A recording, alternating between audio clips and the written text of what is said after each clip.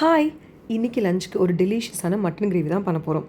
கடாய் அடுப்பில் வச்சு சூடானதும் எண்ணெய் ஊற்றிட்டு அதில் சோம்பு பவுடர், பச்சை மிளகா, கருவேப்பிலை, வெங்காயம், தக்காளி இதெல்லாம் போட்டு வதக்கணும். ஆக்சுவலாக வெங்காயம் வந்து குட்டி குட்டியாக சாப் பண்ணணும். எனக்கு ஒருத்தவங்க சொன்னாங்க, வெங்காயம் வந்து குட்டி குட்டியாக சாப் பண்ணிங்க அப்படின்னா உங்களுக்கு கிரேவியோட டேஸ்ட் ரொம்ப அதிகமாக இருக்கும்னு. நான் ட்ரை பண்ணி பார்த்தேன். நிஜமாகவே நீள நீளமாக கட் பண்ணுறத விட குட்டி குட்டியாக கட் பண்ணி பாருங்கள். வெங்காயத்தோட டேஸ்ட் ரொம்ப நல்லாயிருக்கும். கிரேவியும் ரொம்ப டேஸ்டியாக வரும். இதில் நான் தக்காளி போடுறத காட்டல, பட் நீங்கள் தக்காளி போட்டுக்கோங்க. வதங்கிறதுக்கு கொஞ்சம் உப்பு போட்டு அது நல்லா கெட்டியாக பேஸ்ட் ஆகிற வரைக்கும் வதக்கிக்கோங்க. அதோடு சேர்த்து கொஞ்சம் இஞ்சி பூண்டு பேஸ்ட்டும் மிக்ஸ் பண்ணிக்கோங்க. மிக்ஸ் பண்ணி நல்லா வதக்கிக்கோங்க. அது நல்லா கெட்டியான ஒரு கன்சிஸ்டன்சி வர்ற வரைக்கும் வதக்குங்க. அப்போ தான் கிரேவி ரொம்ப டேஸ்ட்டாக இருக்கும். அதுக்கப்புறமா மிளகாத்தூள், மல்லித்தூள், மஞ்சத்தூள், சீரகத்தூள், பெப்பர் தூள் இது எல்லாமே நான் வீடியோவில் காட்டல, பட் நீங்கள் யூஸ் பண்ணிக்கோங்க. அதெல்லாம் போட்டு மசாலா வாசனை போகிற வரைக்கும் கிண்டிகிட்டே இருங்க.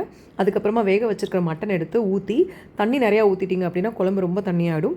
கெட்டியாக வேணும்னா கொஞ்சமாக தண்ணி ஊற்றிக்கோங்க. நல்லா மட்டனை வேக வச்சதுக்கப்புறமா கொத்தமல்லி தழை போட்டு இன்னும் கொஞ்சம் கூடுதலாக கொத்தமல்லி தழை போட்டு கிண்டி அந்த மட்டன் குழம்பு சுட சுட சாப்பாட்டில் போட்டு மிக்ஸ் பண்ணி சாப்பிட்டீங்க அப்படின்னா அதை விட தி பெஸ்ட் லன்ச் வந்து ஒரு சண்டேக்கு இருக்கவே இருக்காது.